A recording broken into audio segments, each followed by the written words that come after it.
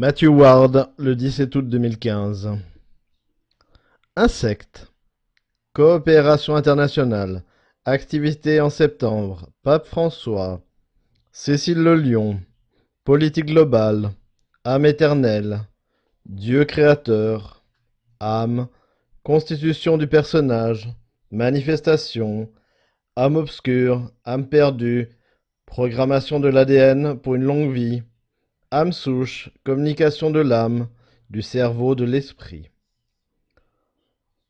Avec de chaleureuses salutations de toutes les âmes à cette station, c'est Mathieu qui s'adresse à vous. Je remercie tous ceux d'entre vous qui ont écrit en se référant à cette partie de notre dernier message.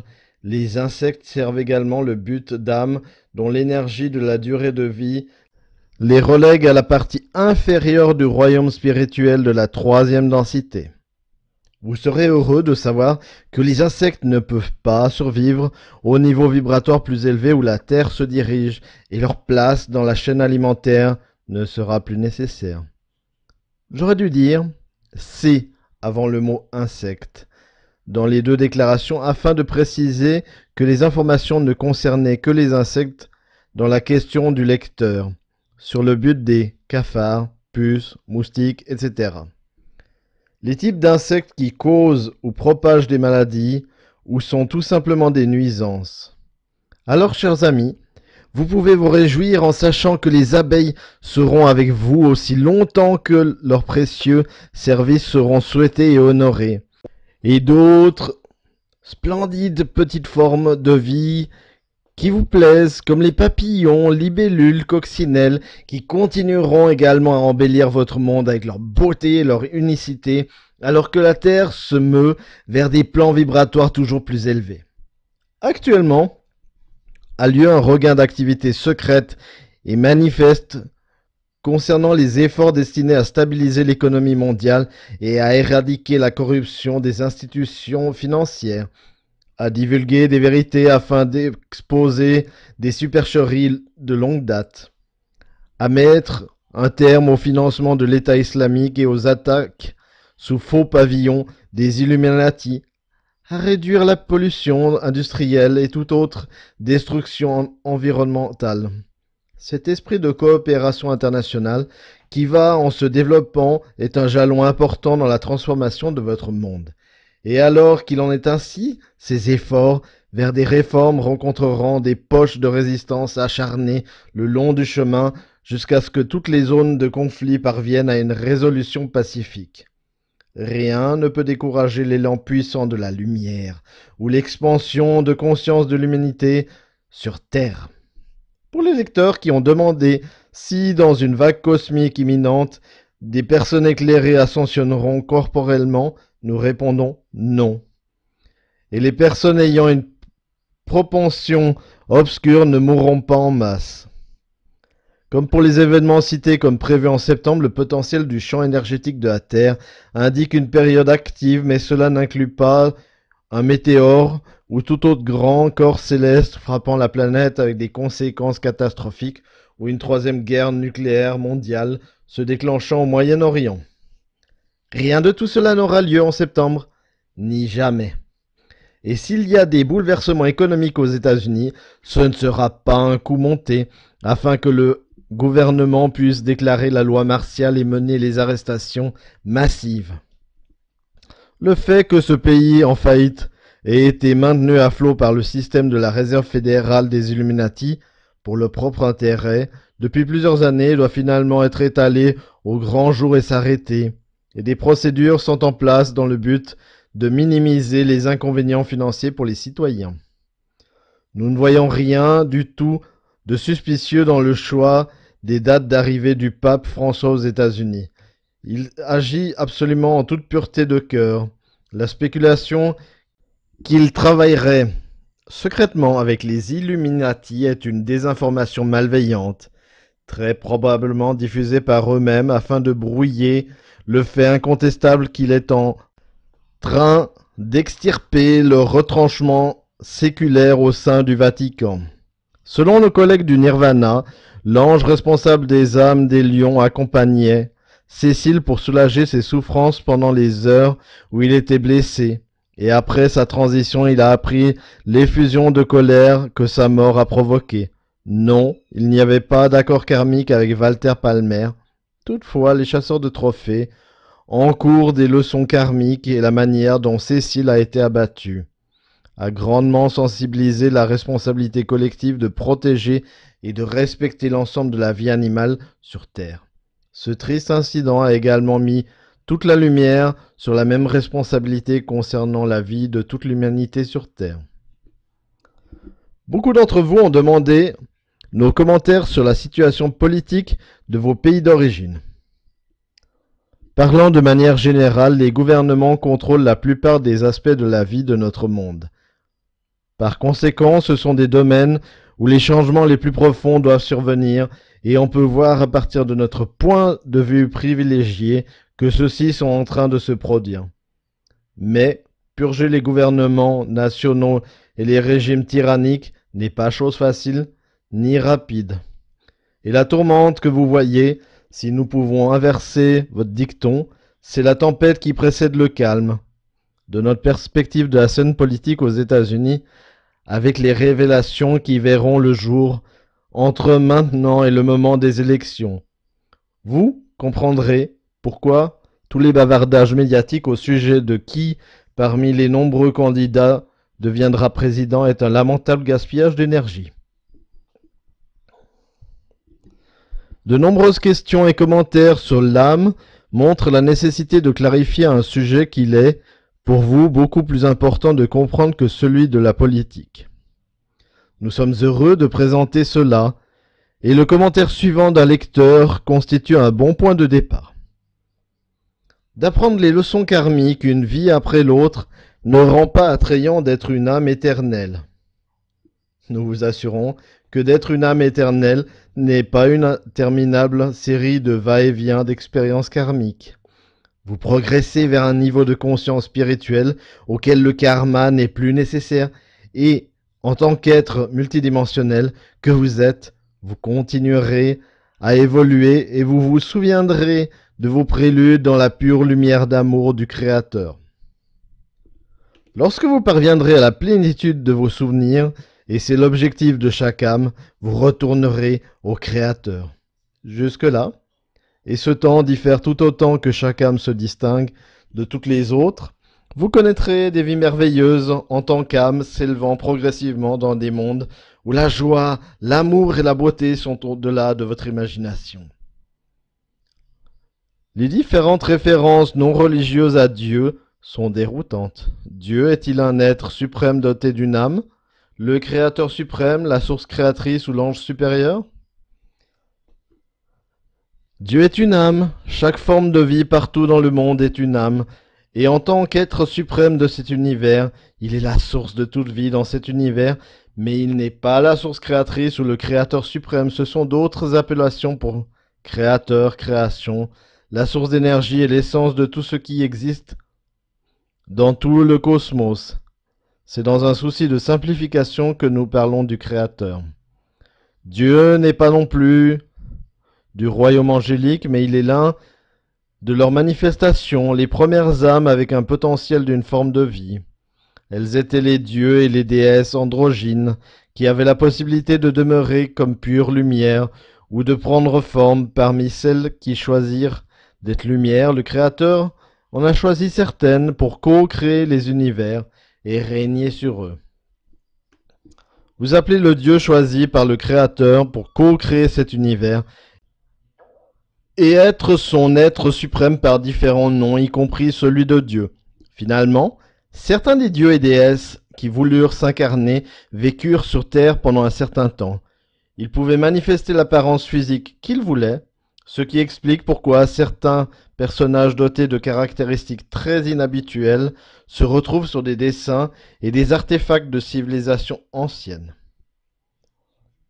Je ne comprends pas comment des âmes vivant dans un monde spirituel sont à même de créer de nouvelles personnes ou entités. Est-ce parce qu'elles ont des ingrédients dans la composition de leur âme qui diffèrent des autres? Nous comprenons que les termes âme, personne et personnage qui sont utilisés de façon interchangeable peuvent brouiller les cartes. Pour ainsi dire, Bien que nous ayons tendance à parler d'entité en cas d'âme manifestant un être et d'une personne pendant son incarnation, les deux mots signifient la même chose. Les pensées d'un individu, ses sentiments, son image de soi, ses caractéristiques, son comportement, ses talents, compétences, idées, rêves, croyances, réalisations, échecs, relations et toutes les autres expériences tout au long de la durée de sa vie. L'âme est qui vous êtes, un être divin unique et indépendant, et une partie inséparable de l'être suprême de cet univers et du Créateur, création. Vous n'êtes pas une personne qui a une âme, vous êtes une âme ayant des expériences personnelles dans un corps. Que ce soit dans un monde spirituel ou physique, la composition de l'âme est identique, l'énergie d'amour-lumière du Créateur. Cependant, vous pouvez dire que la constitution de l'âme a des ingrédients en référence aux qualités innées qu'elle transmet à son être. Conscience, inspiration, instinct, une capacité illimitée à aimer, la force spirituelle, la capacité de se manifester et le sens de l'honneur, une bonté rayonnante et une interconnexion avec Dieu et la nature. En quoi la personne et l'âme peuvent différer considérablement est de savoir si la personne a choisi d'agir selon ses qualités ou de les ignorer, ou comment elle use du don, du libre arbitre du Créateur. Servons-nous de la couche supérieure du nirvana comme exemple de la manière dont les âmes dans un monde spirituel utilisent l'énergie du Créateur pour produire ce qu'elles désirent. Une personne peut manifester une météo locale, des vêtements, des meubles et des fleurs par exemple, produire des objets plus complexes comme des maisons, des musées, des voitures et des bateaux nécessitent plus de participants. Certains visualisent des parties intérieures en partenariat avec ceux qui visualisent les parties extérieures.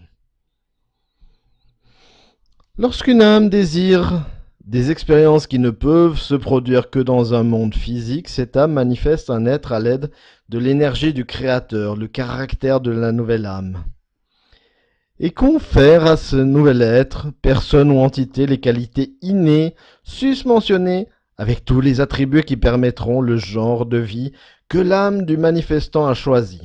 Cela inclut un accord prénatal avec les deux âmes qui deviendront ses parents et les choix de l'âme de celui qui souhaite se manifester, tels que le patrimoine génétique et culturel, l'emplacement géographique et le statut économique, et avec tous les autres âmes qui vont partager la vie de la personne.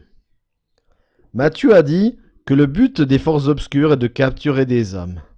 Qu'advient-il aux nombreuses bonnes personnes qui peuvent avoir été possédées par ces énergies obscures pendant des années et sont devenues tellement affaiblies qu'elles abandonnent la lutte?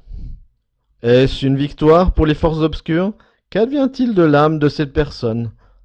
L'âme est libérée au moment où le corps meurt, et le corps éthérique de la personne et les souvenirs de sa vie écoulée arrivent au nirvana, où son psyché, tourmenté et son corps éthérique, affaibli, reçoivent des soins personnalisés et une attention constante tout au long du processus de guérison. Comme mentionné dans les messages précédents, chaque âme maintient son moi, inviolable et indépendant, même si elle est une partie de son âme cumulative. Il y a aussi un autre type de relation. Chaque nouvelle âme devient partie de la lignée d'une âme initiatrice appelée l'âme souche. Et puisque les vies des âmes souches peuvent affecter l'ensemble de leur progéniture, ce sont les âmes que les forces obscures veulent capturer. Les âmes souches, comme toutes les autres âmes, sont énergie, donc indestructibles. Toutefois, à l'exception de l'étincelle, qui est leur force de vie, leur lumière peut s'éteindre progressivement au cours de multiples vies par des choix négatifs contraires à leur contrat d'âme, d'où le terme d'âme obscure. Les lois de cet univers les destinent à la partie du monde spirituel le plus dense, où un minuscule rayon de lumière rayonne constamment vers elles, pas plus qu'une pointe d'épingle lumineuse, parce que les âmes obscures craignent la lumière. Lorsqu'elles l'acceptent, un peu plus de lumière est mise à leur disposition et cela se poursuit jusqu'à ce qu'elle ait absorbé assez de lumière pour s'incarner dans une forme primitive, constituant le premier échelon sur l'échelle de l'évolution. Si après des éons de temps linéaire, une âme obscure refuse toujours d'accepter cette minuscule lumière, Elle se transforme en une âme perdue et son énergie est réabsorbée par le Créateur, la source de sa force de vie. Lorsque cela se produit chez une âme souche, la force de vie de toutes les âmes dans sa lignée, où qu'elles soient dans l'univers, est coupée. Vous pourriez comparer cela à une centrale d'énergie électrique qui soudainement s'arrête de fonctionner et ne peut plus transmettre de courant à ses innombrables installations. Les rares cas où cela a eu lieu, c'est lorsque les forces obscures ont considéré avoir capturé des âmes. Mais c'est un effet de l'exagération de leur compréhension, car aucune de ces âmes n'est dans les griffes des ténèbres. L'âme souche et toute sa progéniture sont au sein de l'essence du Créateur, où elles sont inconscientes d'avoir jamais existé indépendamment, mais l'énergie du champ mémoriel de chaque âme est stockée dans son intégralité énergétique. Des événements extraordinaires ont lieu au cours de cette période sans précédent dans l'univers, comprenant l'octroi de la part du Conseil supérieur universel de dérogations suite aux pétitions introduites au nom des âmes perdues et presque perdues. Des anges et des âmes sœurs se sont portés volontaires pour assister ces âmes, leur permettant d'acquérir rapidement assez d'intelligence et de capacité de raisonnement pour comprendre la profondeur de l'obscurité dans laquelle elles étaient tombées et leur permettre de faire dorénavant des choix éclairés.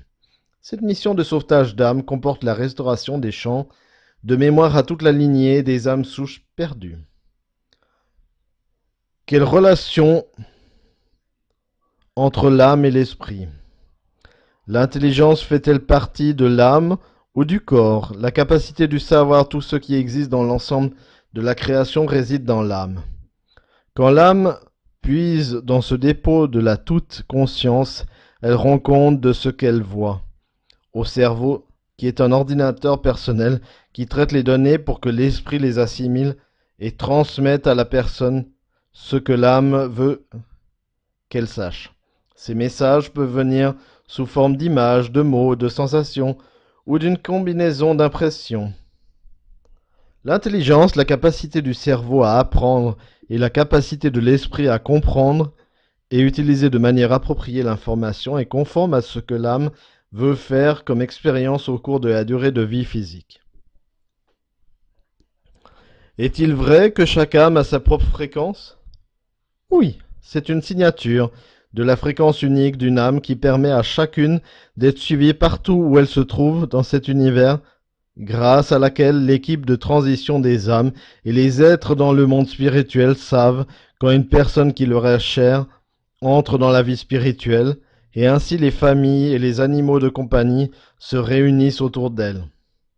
Les réunions peuvent avoir lieu n'importe où dans cet univers où l'énergie est compatible avec l'énergie des âmes. Votre concept de distance n'existe pas dans le continuum. Savez-vous quand notre civilisation sera capable de vivre plusieurs centaines d'années comme les âmes dans des civilisations plus évoluées? Non, nous ne pouvons le savoir, mais nous pouvons dire que cela se passe individuellement et non pas d'un seul coup, pour une population entière. Les gens dans les civilisations plus évoluées peuvent vivre pendant 1 millier de vos années, voire des milliers, parce que leur ADN n'est pas programmé pour le vieillissement ou la maladie. Mais la contraction rythmique et l'expansion de l'univers sont inextricablement liées à l'évolution. Et à un moment donné, une âme maîtrise tout ce qu'un environnement particulier peut lui permettre d'apprendre. Quand une âme atteint ce point, elle peut dématérialiser son corps et en manifester un qui correspond à son choix. Pour une nouvelle civilisation, elle peut d'autre part souhaiter passer du temps dans un monde spirituel avant de rejoindre une civilisation lui offrant de plus grandes expériences d'apprentissage. Et quelques âmes, tout comme beaucoup d'entre vous, se portent volontaires pour retourner brièvement sur leurs pas, façon de parler, pour aider une civilisation naissante ou une qui est enveloppée dans l'obscurité, et une incarnation de ce genre de bienveillance est un bond en avant dans l'évolution. Famille bien-aimée, plusieurs questions demeurent sur la liste de ma mère, mais il n'y a pas assez d'espace ici pour les inclure, de sorte que nous traiterons le reste dans notre prochain message. Et maintenant, nous vous disons adieu, en parole seulement, car notre amour inconditionnel est toujours avec vous. Amour et paix, Suzanne Howard.